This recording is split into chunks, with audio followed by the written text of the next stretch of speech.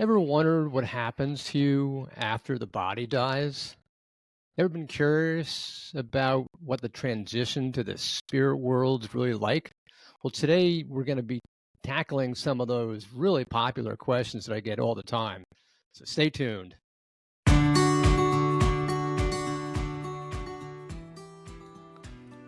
Welcome to the Spirits Beside Us podcast. I'm your host, Chris Lippincott. I'm an ex-Wall Street analyst turned international medium, spiritual teacher, and best-selling author.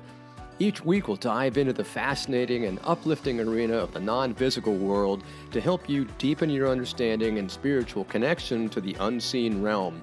We'll also share a behind-the-scenes look with others who've done the same and speak with experts in the field about their experiences. Pull up a seat and let's dive into these perspective-changing conversations.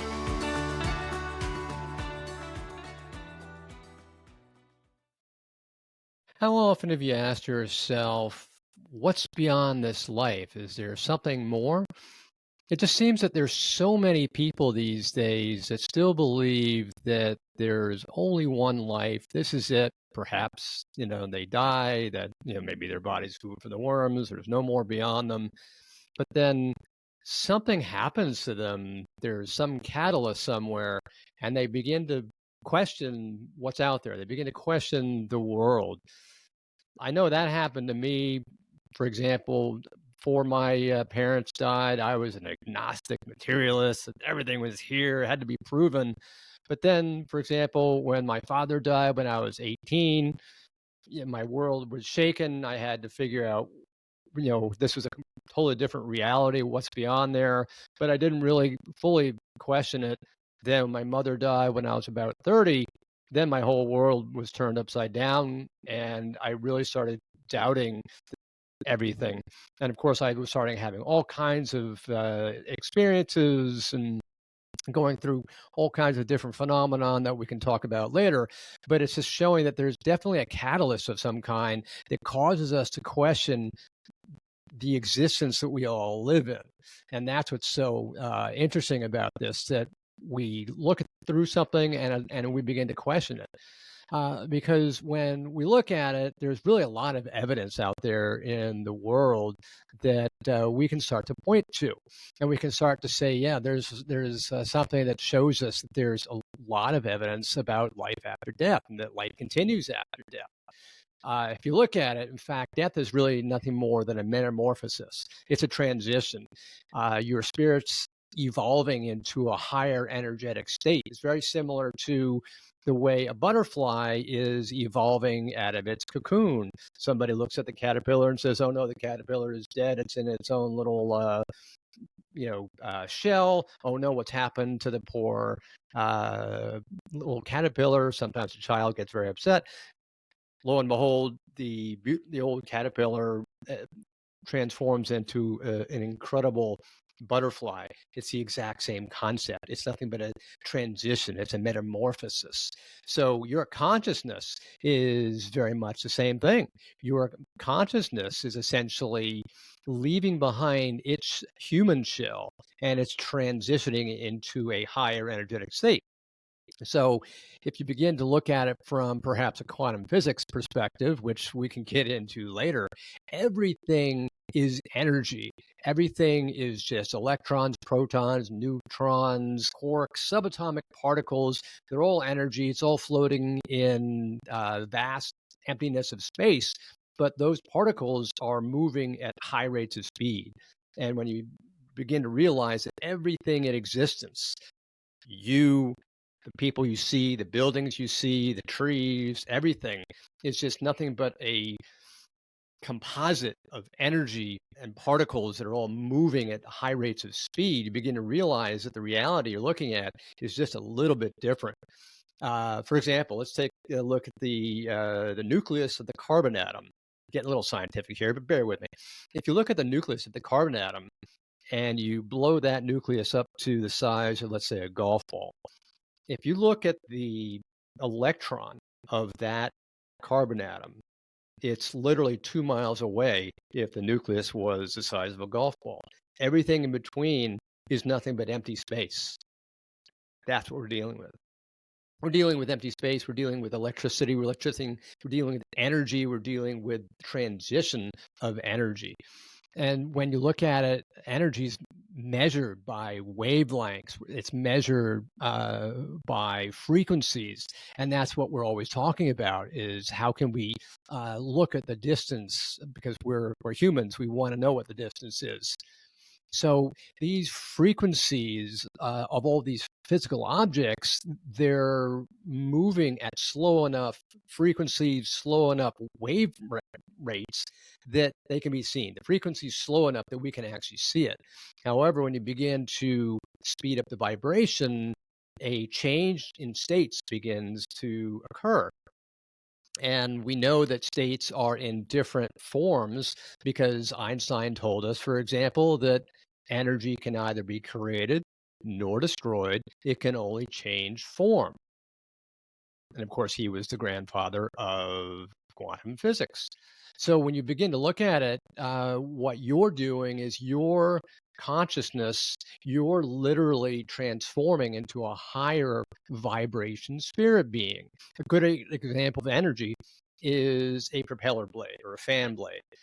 At rest, moving at zero vibration, you can easily see it.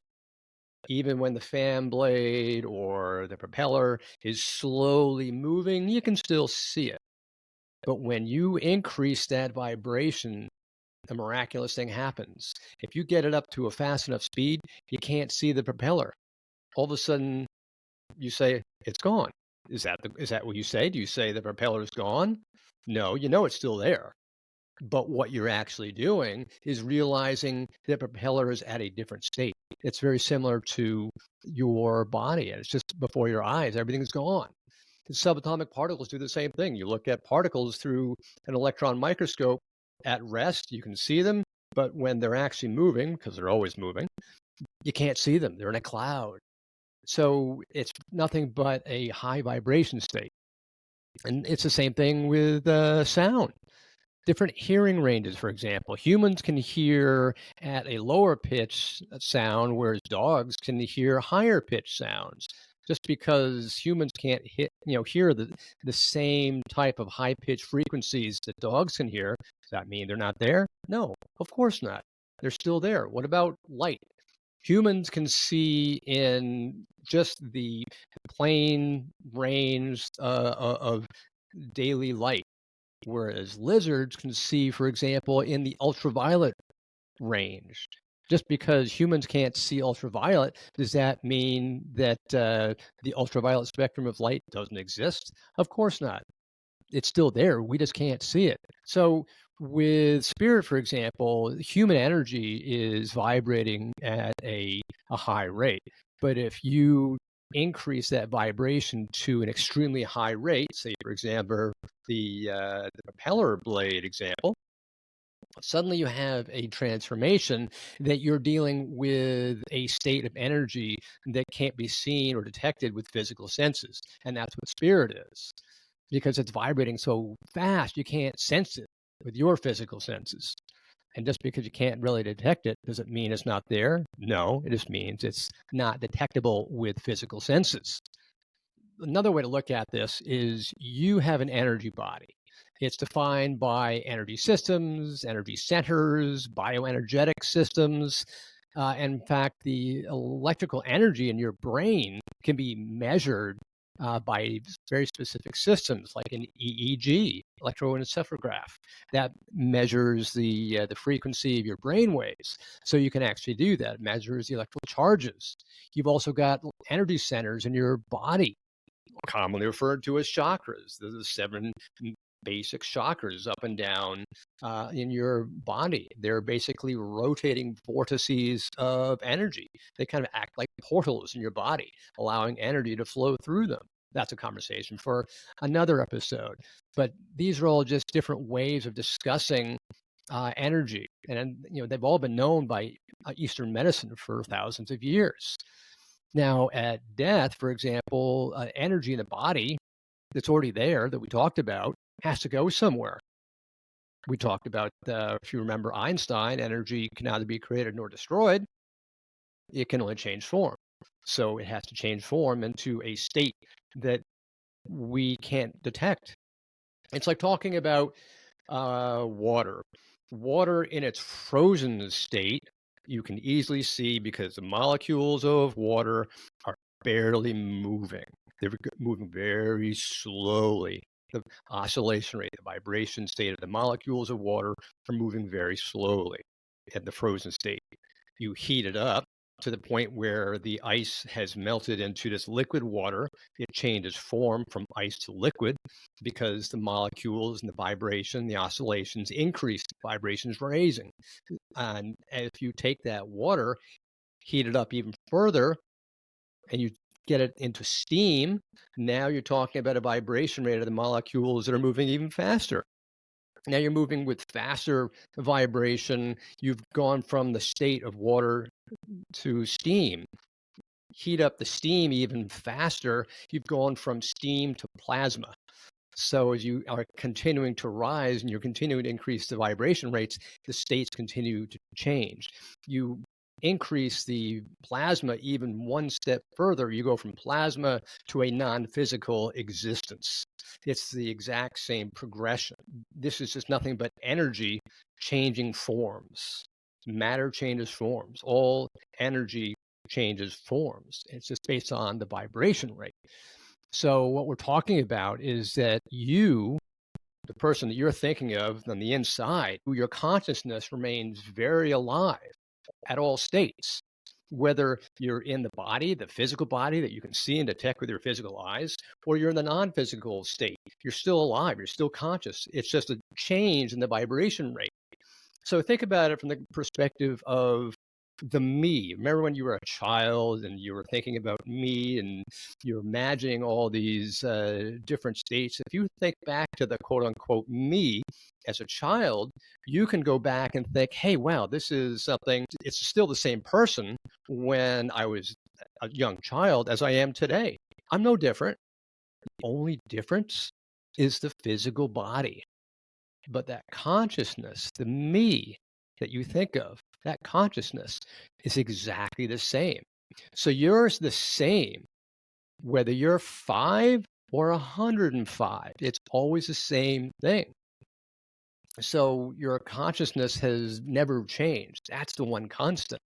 And in fact, there are a lot of examples of consciousness remaining very alive, very consistent beyond what we talk about as being physical death, whether that's near death experiences, NDEs, reincarnation, where people come back and they are talking about in a different life, hey, I can remember this specific example, and they're proven true. For example, the North Carolina Department of Parapsychology has thousands of cases of reincarnation that they verified, different communications with spirit through all types, whether that's evidential mediumship, you're talking about trance, or you're talking about automatic writings from spirit, all different types of communication. If you stack all these pieces of examples and all these different cases and all the facts that we've accumulated, and you stack them all one on top of each other, it'd be miles into the sky. There's so much evidence here. So the ultimate question becomes, what is consciousness? What do we think about consciousness? The consciousness is, like I said, really the you. It's the you inside. And this is an age old philosophical question. Who am I? I am that. It's the you that's on the inside. It's not defined as the physical person. It's defined as your conscious energy, your spirit. Whether you refer to spirit as being some type of religious entity or an energetic entity, it's still the same thing. Consciousness, it's just a word. It's your beingness, right? It's the inside. Again, whether you're 5 or 105, the only thing that's changing is your physical body. So now another question begins to crop up here. What does spirit do? How does it transition to the non-physical realm. I mean, we're talking consciousness here. We're talking spirit. What's the spirit do? How does it transition? What's it like? What's the process? That's another series of questions that I get all the time. Well, one of the big things that happens is, first off, spirit comes to the physical earth plane to learn lessons. That we're here to gain experiences. We're like students, right? This is basically the earth school. And spirit comes to the physical earth plane like a school. They want to learn lessons, whether that's learning how to forgive, learning how to be patient. Ding, ding, ding, ding. I need to learn how to be patient. Learning how to be perhaps non-judgmental, or whatever it is that the lesson is that the spirit person's looking to gain. And they set up certain experiences where they keep on going through these experiences and over and over and over and over again in that life to learn what it's like, to learn to get over it, to learn how to deal with it, because obviously that's the main lesson. So that's why they're coming through. So if you're ever asking the question, why am I here? Why am I dealing with all these things in my life? Well, guess what? You're here and you're dealing with all the experiences in your life. Perhaps some of them are really difficult because you're here to learn.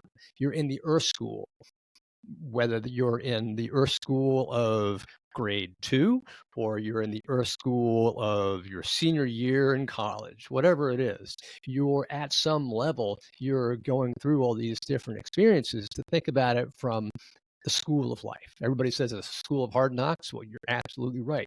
Why else would spirit be going through a very dense, difficult life? It's like the old example of, if you tell a child who's 5 years old, don't touch that hot stove, are they going to listen to you? Of course not. You can tell them 5 times, 20 times, they're never going to listen to you. But when do they learn? Of course, they learn after they touch that hot stove. Once they touch that hot stove and they feel the searing pain and they know inside them how bad it is to touch the hot stove, do they ever touch the hot stove again? No. They've learned, but they learn through experience.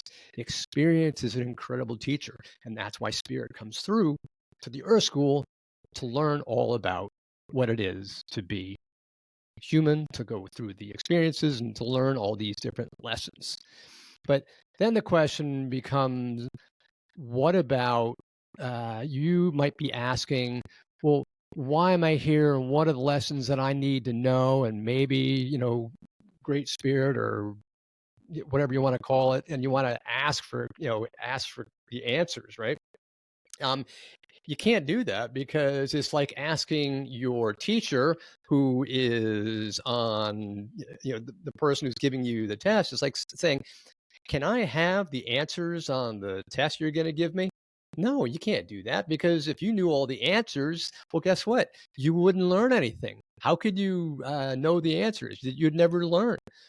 So once the spirit learns all these different lessons, and the spirit's mission or reason for them to be here, and it's accomplished, and that's basically the whole soul contract. They come here to learn all these different lessons, go through all these different experiences, and if they've learned and accomplished them, then the soul contract is essentially met. They've said, okay, that was what I wanted to do, I've met that, it's now time for me to go back. That's when they return back to the spirit realm, and that's when we humans call it physical death, or the person transitions to the spirit realm. They go back because they've accomplished everything they've needed to do. So what's the process? Well, the process is that we have an astral body. It's essentially an etheric double of what we look like right here and now in earth. That's energy, and that connects to a number of different chakra points, the main point being the solar plexus chakra as the primary connector. When that is finally disconnected, that is when the etheric double leaves the body. You can, go back and forth all the time, so long as your tether that holds that etheric double is still connected to your solar plexus. But if that cord finally disconnects, that's when the etheric double finally leaves the physical body and moves off to the spirit realm, spirit level, if you will. So the solar plexus chakra, by the way, is just above your stomach.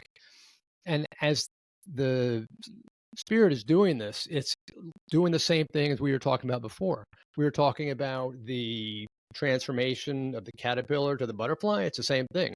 Spirit is already inside us, but it's leaving its shell and it's evolving to a higher level vibration. The spirit really moves to a much higher vibration because right now in the physical, we're in a very dense existence.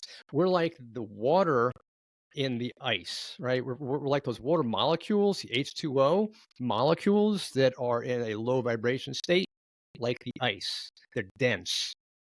And so it's a very low vibration, so it's solid and you can see it.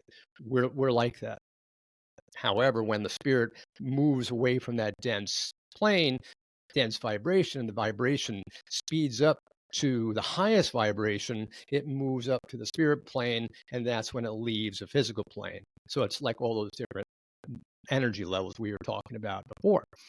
It leaves the earth plane, and by that point, it's going to the spirit realm where it's initially met by its loved ones, its guides, its family, because the spirit may sometimes get there and not really know where they are. They're like, "Am I still dreaming? This is really nice, but wow, why does it look exactly like the Earth?" I'm confused. Sometimes spirit is a little confused because they're like, "This looks exactly like I'm I'm still here. I haven't died." But all their family comes and says, "Hey, welcome home. This is fantastic." So it's very much like a homecoming party, a little family parade, if you will, right? So it's this reception. It's a reception of love. It's a reception of comfort. It's a reception of telling them, "Hey, welcome home. You're back. You're with us." And it's the way that spirit gets back there to a very comfortable position and a wonderful acclimation. So it's a sort of a homecoming that the spirit has that allows them to ease into this transition. Because there's one thing that I've learned is that definitely spirituality and spirit transition is definitely an evolution, not a revolution. Let me say that again.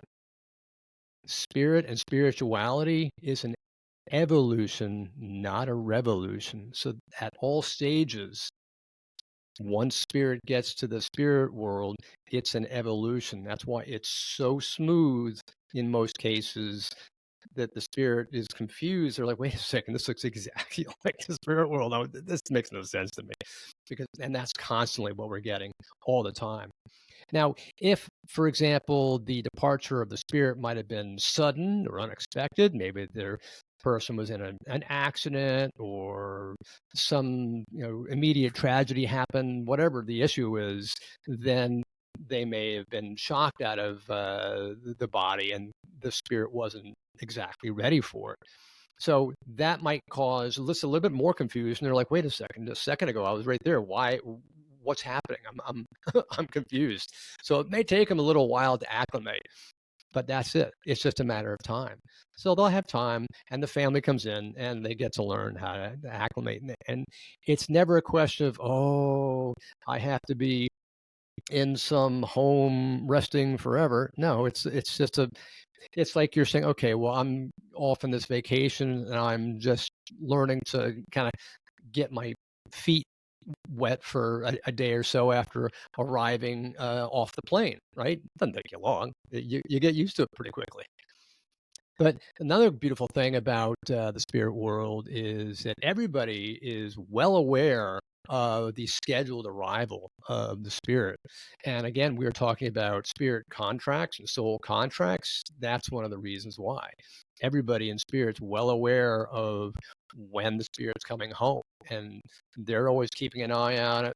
There are people who are designated greeters who greet the newly arrived spirit, everybody's well aware. It's very, very well orchestrated. Nothing's left to chance. Um, so this is the arrival based on the soul contract. The family's aware. The readers are aware. So that's one thing that's so beautiful.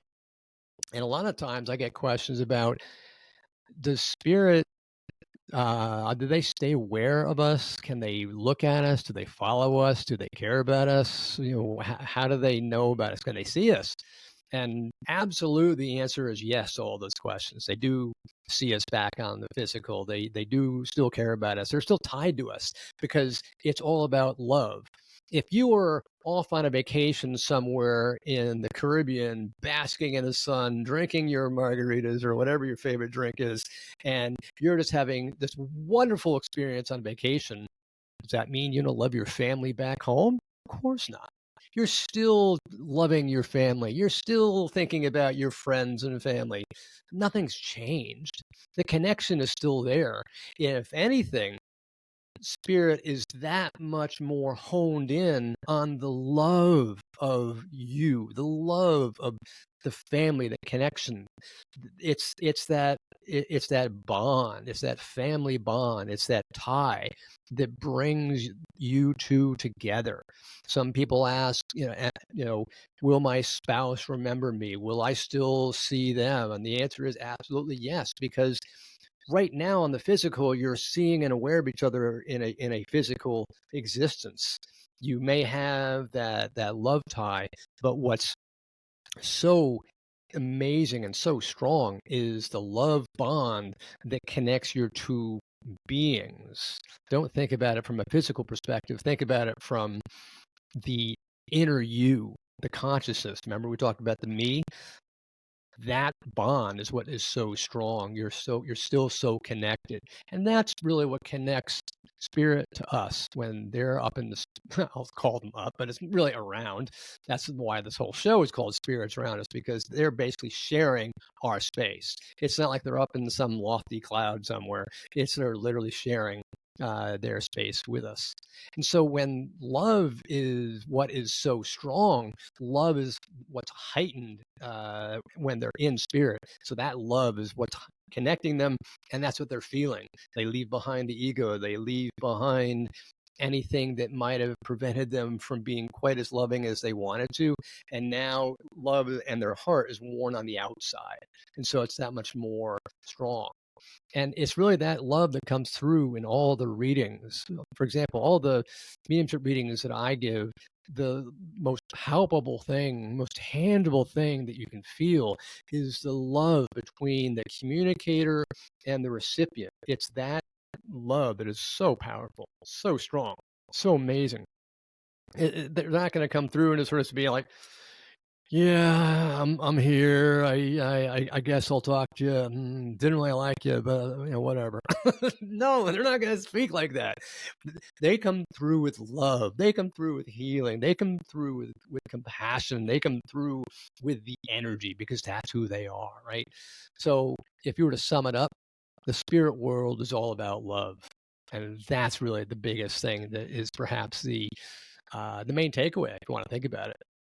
So I want to thank you for listening to today's show. It was just absolutely great being with you today. Next Wednesday, I'll be discussing my spiritual journey and how I became a medium. So that's going to be a great conversation. So I'd ask you definitely to subscribe on whatever your favorite platform is. That way you'll be alerted to all the news and any new episodes that come out. And by all means, you can get the show notes for the show on my website, spiritsbesideus.com. Also, you can join our community on Facebook, which is Spirits Beside Us podcast. You can go there, and those are all the ways that you can probably connect with me. And definitely look at the show notes. That's always an excellent way to see all the details.